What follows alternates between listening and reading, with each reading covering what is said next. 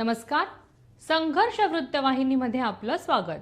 घेऊया ठाणे आणि आसपासच्या परिसरामधील घडणाऱ्या महत्त्वाच्या घडामोडींचा आढावा.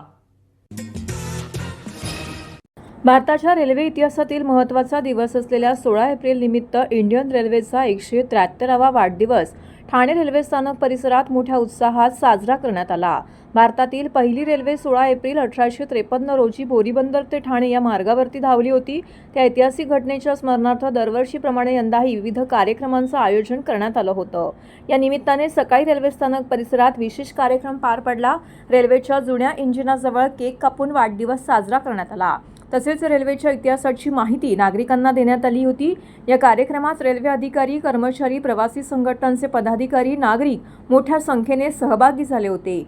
यावेळी उपस्थित मान्यवरांनी भारतीय रेल्वेच्या 173 वर्षाच्या गौरवशाली प्रवासाचा गौरव करत रेल्वे सेवेमुळे देशाच्या औद्योगिक, आर्थिक आणि सामाजिक विकासाला मोठी चालना मिळाल्याचं सांगितलं होतं. तसेच भविष्यात प्रवाशांना अधिक सुरक्षित, जलद आणि आधुनिक सेवा देण्यासाठी रेल्वे प्रशासन कटिबद्ध असल्याचंही नमूद करण्यात आलं होतं. यावेळी उपमहापौर कृष्णा पाटील, रेल्वे प्रवासी संघटनेचे नंदकुमार देशमुख, इतर पदाधिकारी, मान्यवर यावेळी उपस्थित होते. महाराष्ट्राची, मुंबईची म्हणा किंवा ठाण्याची आणि लाखो प्रवासी इथून प्रवास करत असतात आणि त्यांचा उदरनिर्वाह चालू असतो आणि कामानिमित्त ये जा करत असतात. त्याचबरोबर आज ही जे लोकल चालू केले ते नाना शंकर शेठ यांच्या वाढदिवसानिमित्त त्यांनी खरी पायाभरणी रेल्वेची केली आणि त्यातूनच हा संकल्प एवढ्या मोठ्या प्रमाणात चालू आहे आणि पुऱ्या भारतामध्ये एक नंबर उत्पन्नाचं हे संस्था आहे.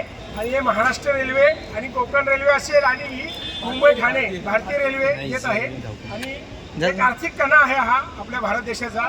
खूप गर्वाची भावना आहे. खूपच उत्साह सगळ्यांच्या, इतका उत्साह केक अगदी युनिफॉर्मवर आलाय, अगदी एवढा उत्साह झालाय. नक्कीच छान वाटतंय. आणि 173 वर्ष झाली आपलं ठाणं, त्याच्यामध्ये पहिली जी रेल्वे सुरू झाली त्याच्यामध्ये ठाणं हे नाव आहे.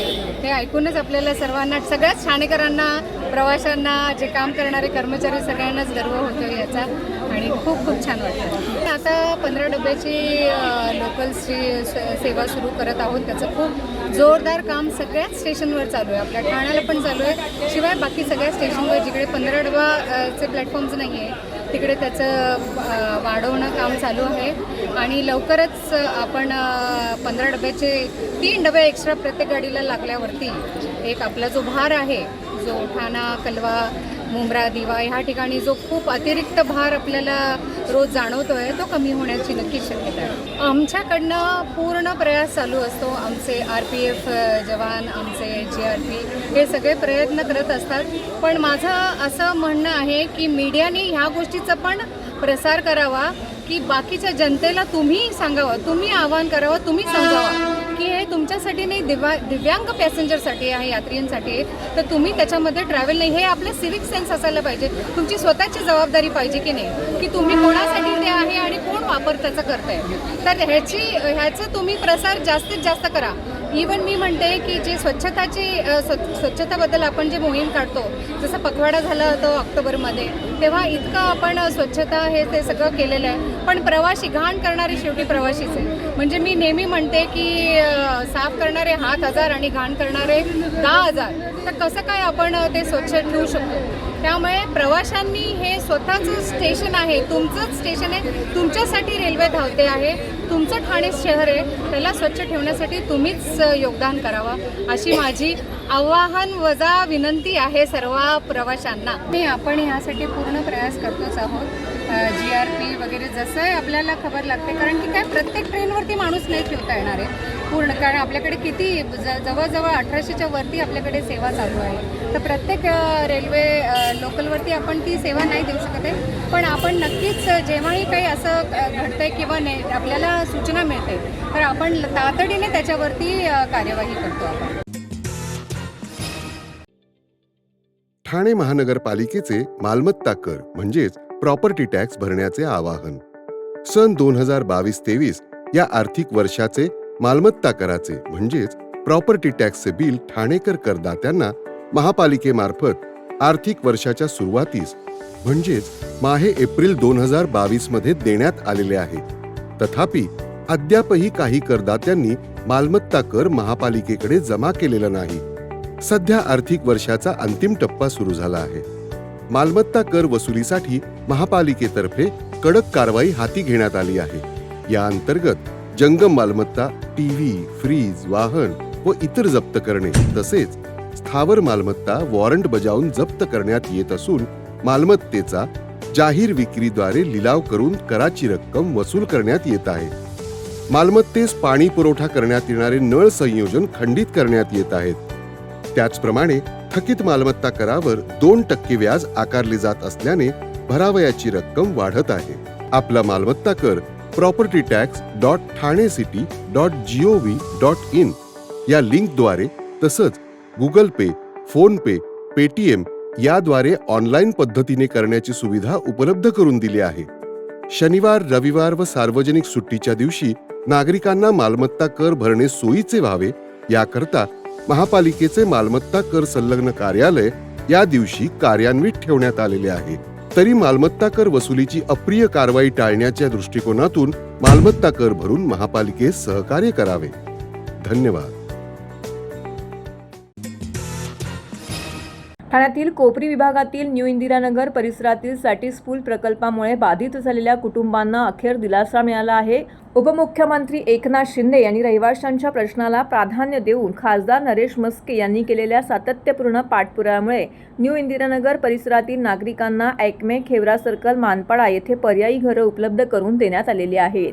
आनंद आश्रम येथे खासदार नरेश म्हस्के, महापौर यांच्या दालनामध्ये महापौर शर्मिला पिंपोळकर व स्थानिक नगरसेविका मालती पाटील यांच्या हस्ते चाव्यांचं वाटप करण्यात आलंय. ठाणे कोपरी येथील न्यू इंदिरानगर परिसरात रेल्वे प्रशासनाने केलेल्या कारवाईमुळे नागरिकांमध्ये भीतीचं वातावरण निर्माण झालं होतं. या नागरिकांना स्थानिक नगरसेविका महापौर शर्मिला पिंपोळकर, मालती पाटील, नम्रता पमनानी, नगरसेवक भरत चव्हाण यांनी दिलासा दिलाय. या नागरिकांना पर्यायी घरं उपलब्ध करून द्यावीत यासाठी उपमुख्यमंत्री एकनाथ शिंदे, खासदार नरेश म्हस्के यांच्याकडे सततचा पाठपुरावा करून प्रशासनाच्या माध्यमातून खेवरा सर्कल येथे त्यांनी पर्यायी घरं उपलब्ध केली आहेत. बुधवारी टेंभी नाका आनंद आश्रम येथे खासदार नरेश म्हस्के यांच्या हस्ते प्रातिनिधिक स्वरूपामध्ये 10 बाधित रहिवाशांना घराच्या चाव्यांचं वाटप करण्यात आलंय. तर उर्वरित रहिवाशांना महापौर शर्मिला पिंपोळकर, सभागृह नेते हनुमंत जगदाळे, ज्येष्ठ नगरसेवक राम रेपाळे, स्थानिक नगरसेविका मालती पाटील यांच्या हस्ते चाव्यांचं वाटप करण्यात आलंय. या रहिवाशांना पर्यायी घरं मिळाल्याबद्दल त्यांनी सर्वांचे आभार मानलेत. यावेळी रोहित पिंपोळकर, रमाकांत पाटील, संतोष सातकर, विकास पाटील यांच्यासह इतर नागरिक उपस्थित होते. पीपल्स एज्युकेशन सोसायटीच्या Indo Scots global school Thane इयत्तेचा 10वीचा निकाल अत्यंत दौदिप्यमान लागला असून विद्यालयाने आपल्या उत्कृष्ट शैक्षणिक परंपरेला यंदाही भक्कमपणे पुढे नेला आहे.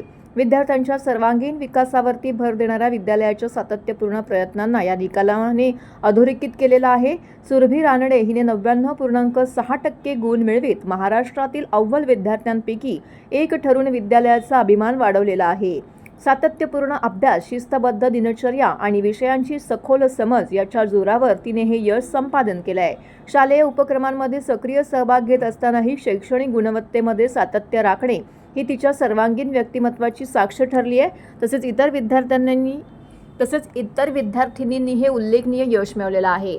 सई खेडेकर, मास्तर संकल्प शिंदे यांनी प्रत्येकी 96.6% गुण मिळवले, तर मास्तर श्रेयस खुले यांनी 96% गुण प्राप्त केले. याशिवाय अनेक विद्यार्थ्यांनी उच्च श्रेणीमध्ये उत्तीर्ण होत आपल्या गुणवत्तेची ठळक छाप पाडली आहे. विद्यालयाचा एकूण निकालही उच्च टक्केवारीत लागला असून मोठ्या संख्येने विद्यार्थी विशेष प्रावीण्यासह उत्तीर्ण झालेले आहेत. विविध विषयांमध्ये विद्यार्थ्यांनी उत्कृष्ट कामगिरी करत विद्यालयाच्या शैक्षणिक दर्जाची साक्ष दिलेली आहे. या यशामागे अनुभवी व समर्पित शिक्षक वृंदांचे अथक परिश्रम, विषय प्रमुख यांचं प्रभावी शैक्षणिक नेतृत्व तसेच समन्वयकांचे नियोजनबद्ध मार्गदर्शन याचा मोठा वाटा असल्याचं स्पष्ट झालंय.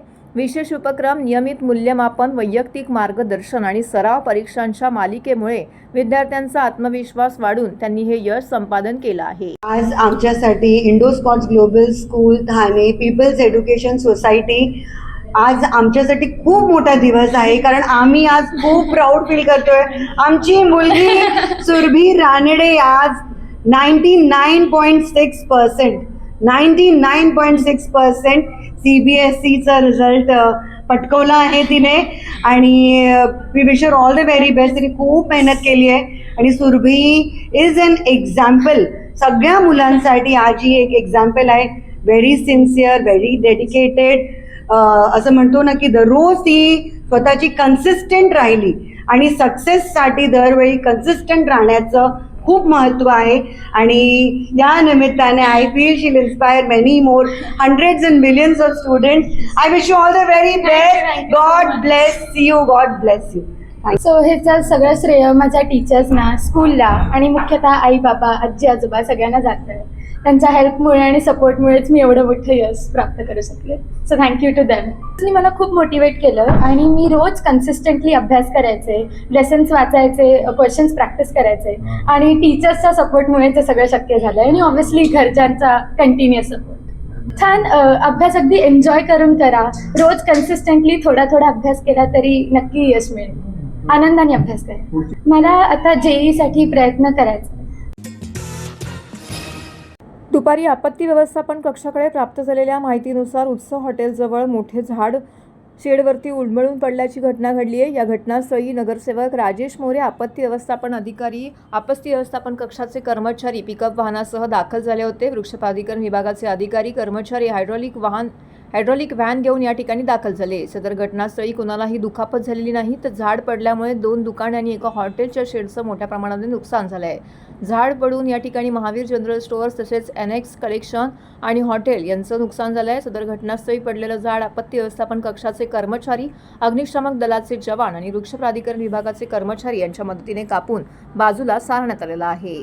झाड पडल्यानंतर काही काळ वाहतूक कोंडी देखील झाली होती, मात्र कालांतराने ही वाहतूक कोंडी देखील सुरळीत करण्यात आली. वनमंत्री गणेश नाईक यांच्या उपस्थितीमध्ये आज गडकरी रंगायतन येथे जनता दरबार पार पडला. या जनता दरबारामध्ये मोठ्या संख्येने नागरिक आपले विविध प्रकारच्या समस्या आणि प्रश्न घेऊन या ठिकाणी दाखल झाले होते. त्याचबरोबर मोठ्या संख्येने संबंधित विभागाचे अधिकारी, प्रशासकीय अधिकारी येथे उपस्थित होते. यावेळी गणेश नाईक यांनी म्हटले की मी 1995 साली मंत्री झालो तेव्हापासून जनता दरबार आहे आणि मी भरवतो देखील. जनतेवर मेहरबानी करण्यासाठी हा दरबार भरवला जात नाही. मनाला आनंद मिळतो. तर जनतेच्या मनामध्ये मंत्री, आमदार अशा प्रकारची संकल्पना, ज्या लोकांचे प्रयत्न करून सुद्धा प्रश्न अपुरे पडतात ते लोक जनता दरबारामध्ये प्रश्न घेऊन येतात. आमच्याकडे बघू करू त्याकडे त्या माणसाला समाधान मिळत नाही. नवी मुंबई, पालघर, ठाणे या जनता दरबारामधून 90% नागरिकांचे प्रश्न सुटलेले आहेत. तसेच वनविभागाची जागा कोणालाही मिळू शकत नाही. गोरेगाव ड्रग्जबाबत देखील त्यांनी या ठिकाणी वक्तव्य केलेलं आहे.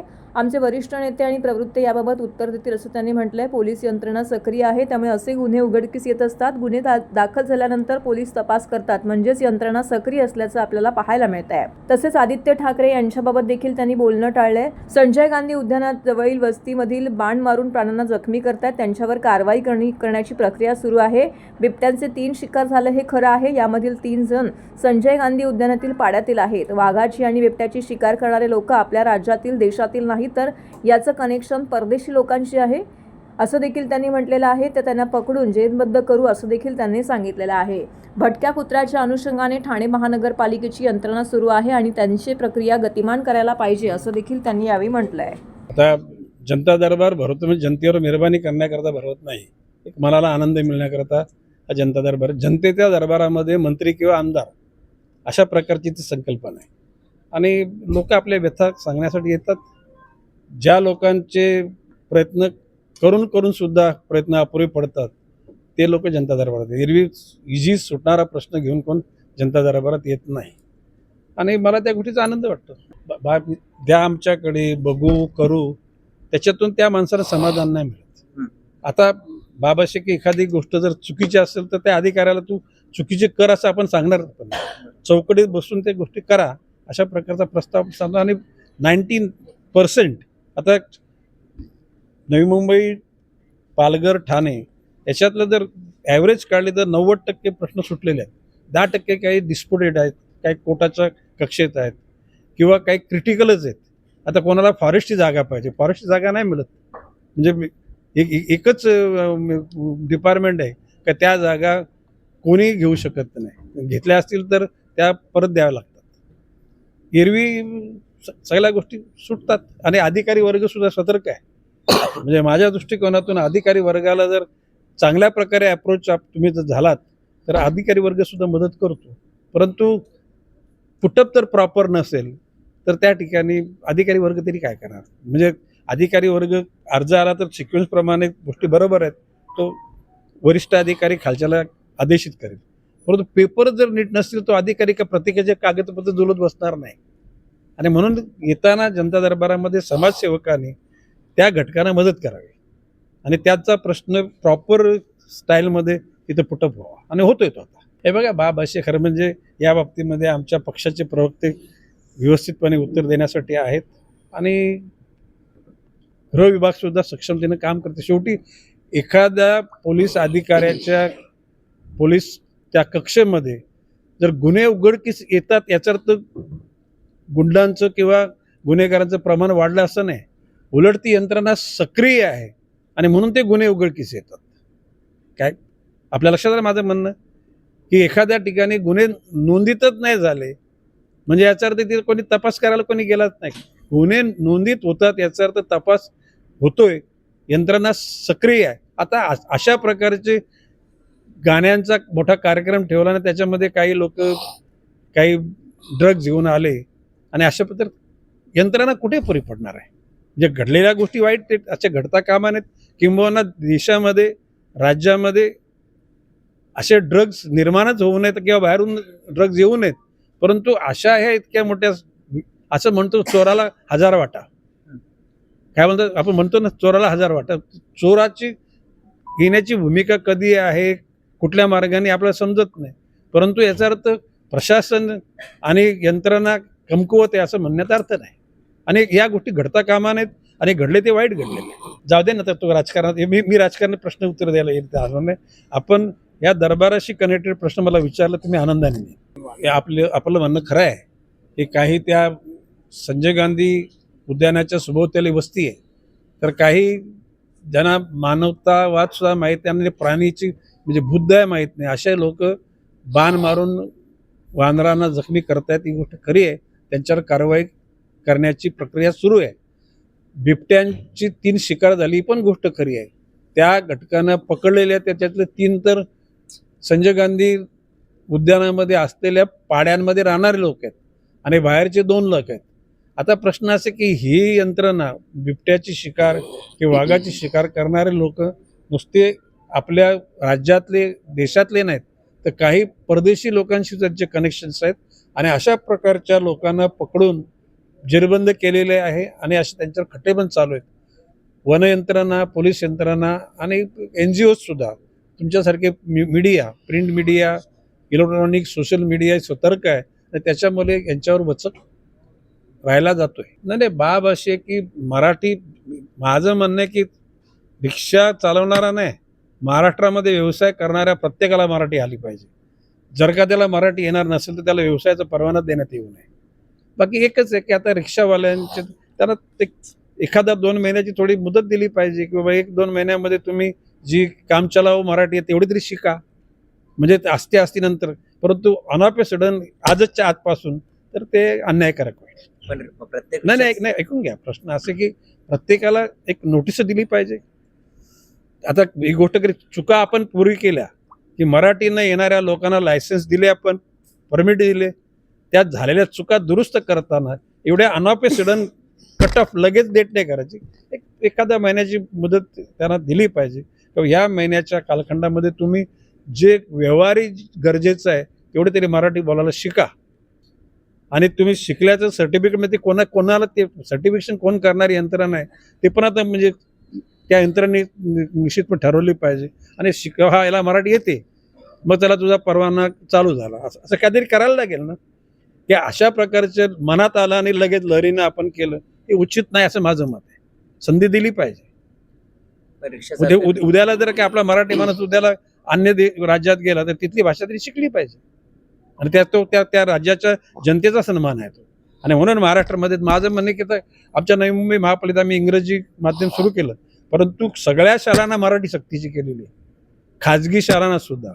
ज्या शाळांमध्ये मराठी विषय नसेल त्या शाळांचे आमच्या शहरामध्ये असलेलं जे अस्तित्व आहे ते अडचणीत निश्चितपणे येईल. तर हे होतं संघर्ष वृत्तवाहिनीचं आजचं बातमीपत्र. उद्या पुन्हा भेटू याच वेळी याच ठिकाणी ताज्या घडामोडींसह. तोपर्यंत नमस्कार.